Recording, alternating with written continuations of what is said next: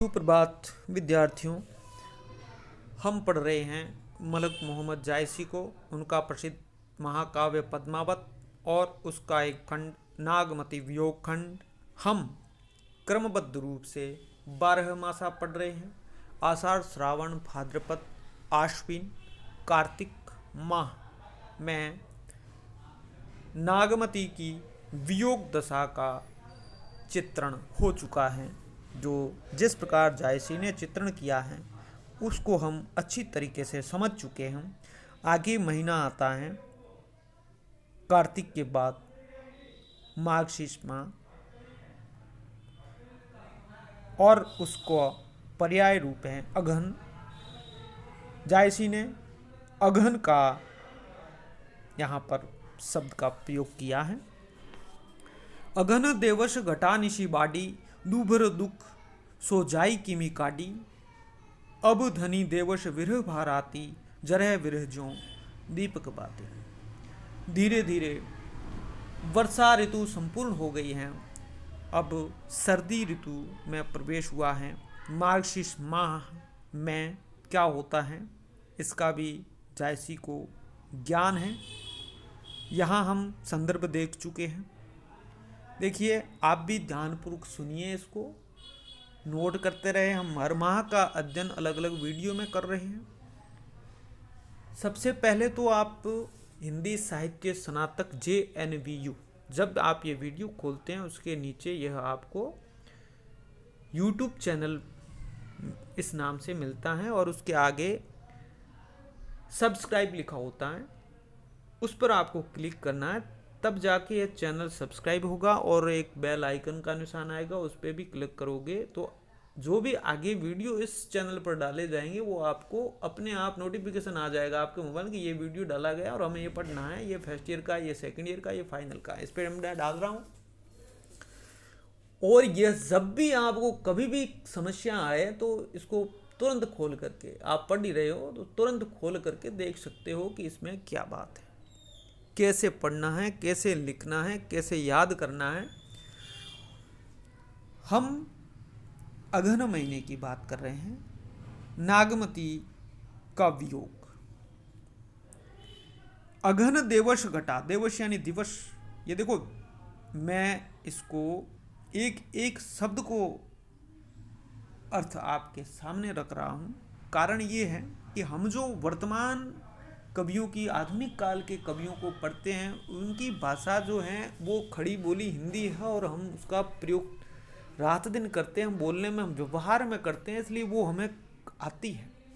लेकिन ये जो ब्रज है, अवधी भाषाएं हैं, ये हमें धीरे धीरे, इनके शब्द वही है, वहीं से बने हैं, वही धीरे धीरे रूप बिगड़ कर तत्सम से तद्भव हुआ। और कुछ शब्दावलियाँ ग्रामीण हैं, शब्दावलियाँ देशज शब्दावलियों का भी प्रयोग हुआ है। तो यहाँ पर अवधी भाषा में प्रयुक्त शब्दों की बात हम धीरे धीरे हमें समझ आएगा जब हम ध्यानपूर्वक एक दो बार पढ़ेंगे कि अगहन देवस यानी दिवस, घटा घट गया, निशी बाड़ी, निशी यानी रात, बाड़ी। अब यह बात करते हैं कि अगहन महीने में, मार्गशीर्ष महीने में दिवस घटता है और निशी बढ़ती हैं, रातें छोटी, रातें लंबी होती हैं। तो दूभर दुख सो जाई किमी काटी, वो रातें निकालना उस नायिक का, विरहिणी नायिक का, नागमती के लिए दुष्कर है।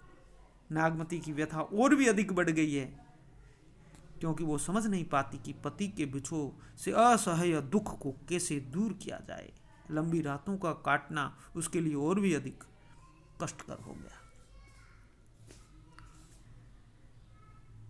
अब धनी देवश विरह भार आती, जरे विरह ज्यों दीपक बाती। अब देखो यहाँ कैसा सुंदर प्रयोग जायसी ने किया है। यहां देखिए, अब धनी देवश, वह स्त्री, कहने का मतलब है वह स्त्री कौन? नागमती। कि मैं नागमती तो, या तुम्हारी धनी, तुम्हारी पत्नी तो दिवस हो गई है, दिवस हो गई है। अगहन में दिवस घटता है तो स्त्री घट करके, नागमती घट करके सूख गई हैं, दिवस की तरह हो गई हैं, घट रही हैं, पतली हो रही हैं, खान पान छोड़ दिया है और उसका विरह, विरह भार आदि, विरह किस प्रकार हो गया है, भा का मतलब यहाँ हुआ है, हुआ विरह कैसे हुआ, हो गया है रात्रि की तरह, रात की तरह। जिस प्रकार इस महीने में दिन छोटे होते हैं वैसे तो पद नागमती हो गई हैं और रातें लंबी हो रही है, उस प्रकार वह विरह बढ़ रहा है। तो अब तो विरह के कारण नागमती को दिवस भी रात्रि जैसा कष्टकर प्रतीत होता था और वो वियोग में दीपक की वर्तिका की तरह तिल तिल करके जलती रहती। आगे वो कहता है जरे बिरह ज्यों दीपक बाती। कभी कहता है कि जरे बिरह, वो नागमती की क्या स्थिति हो गई है, वह विरह में उस प्रकार जल रही है जिस प्रकार दीपक में बाती जलती है। आगे कवि वर्णन करता है कांपा हिया जानवासियु, कांपा हिया जनावसियु, हृदय कंपित हो गया, कांपने लग गया। और शीत, किससे, शीतल, शीत से, सर्दी से। कांपा हिया जानवासियु, हृदय शीत के कारण उसका हृदय विकंपित रहने लगा था और यह कंप तभी दूर हो सकता था, उनके पास इलाज भी है। बता रहे हैं नागमती तो पे जाई होई संग पियू, तो पे जाई, यह शीत कब जाएगा, जो हृदय कंपन कब निकल जाएगी, जब आप समीप होंगे। तो पे जाई होई संग पियू, आप जब संग होंगे, आप मेरे साथ होंगे, आप जब घर आ जाओगे, तब ये सर्दी, ये कंपन भी भाग जाएगा। घर घर चीर रचा सब काहू, मोर रूप रंग ले गाना हो। प्रत्येक घर में नारियों ने शरद काल के अनुरूप नए नए वस्त्रों की रचना कर ली थी। घर घर चीर यानी वस्त्र, रचा सब काहू,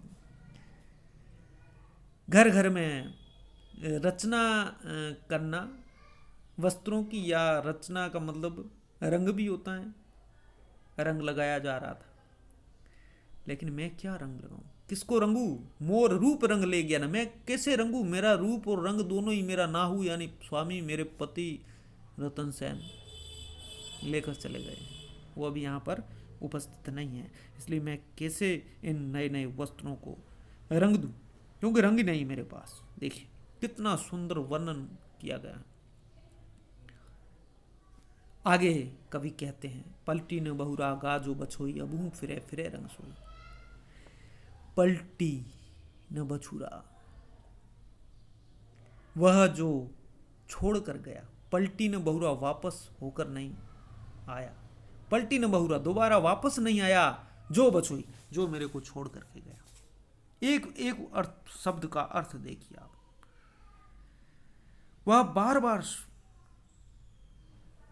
उसके लौटने की प्रतीक्षा कर रही है, लेकिन मेरे पति यहां से किसी ऐसी अशुभ घड़ी में गए, वो सोचती है। पलटी न बहुरा गाजो बछोई,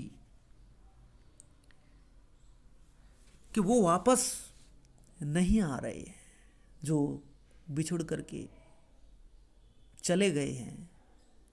अबू ही फिरे फिरे रंग सोई, अब भी वो अगर वापस आ जाएं तो ये रंग भी वापस लौट आएंगे। फिरे फिरे रंग से, वो वापस फिरे तो रंग भी वापस फिरे, अन्यथा यह रंग रूप वो लेकर चले गए। सियरी अग्नि बिरह ही जा रहा, शीत आग बनकर उस विरणी के अंतर्मन को निरंतर दग करता रहा। सियरी अग्नि बिरह ही जा रहा, सर्दियां हैं, शीतलता है, क्या हो रहा है, आग शीतल हो रही है, क्योंकि विरह उसका हृदय जला रहा है। सुलगी सुलगी दगदे भय छारा, हृदय विरह जला रहा है और सुलग सुलग कर दग्ध हो रहा है, जल रहा है। भय छारा, छार हो रहा है, भय यानी हो रहा है, छार राख हो रहा है। यह हृदय, यह शरीर,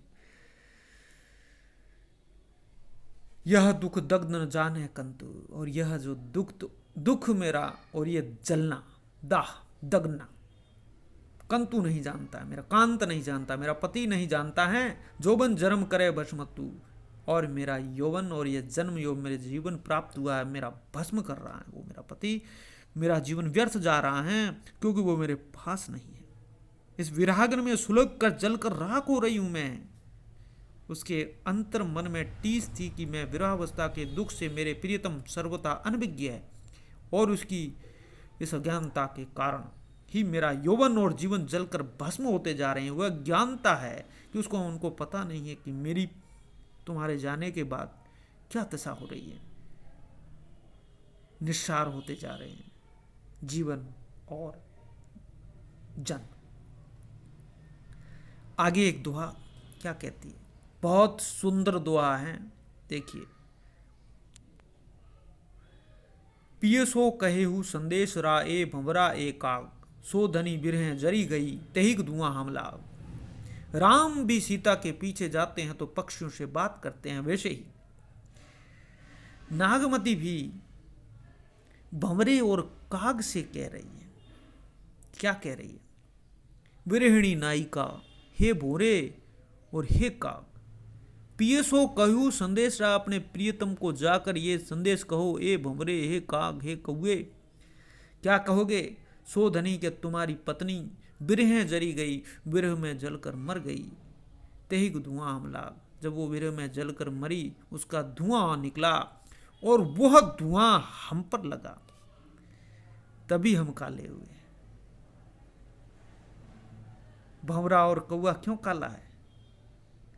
कि नागमती जो विरह जल रही हैं, उनका धुआं हम पर लगा। ये मेरे जाके पति को कहो, ये नागमती कहते हैं, तुम मेरे प्रियतम के समीप पहुंचकर उन्हें यह संदेश पहुंचा दो कि आपकी प्रियतमा वियोगाग्नि में दग्ध होकर मर गई हैं, और उसका धुआं लगने के कारण ही हमारे शरीर काले पड़े हुए हैं, नहीं तो हो सकता है शायद गोरे होते। तो कहने का तात्पर्य यह है कि यहां नागमती के वियोग की पराकाष्ठा दिख रही है यहां पर।